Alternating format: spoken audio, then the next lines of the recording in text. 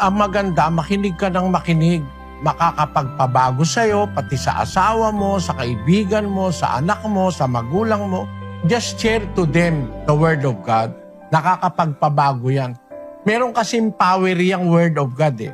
Kaya lang, ang isang sikreto kapatid, ganito. Yung Word of God, parang isang frequency yan.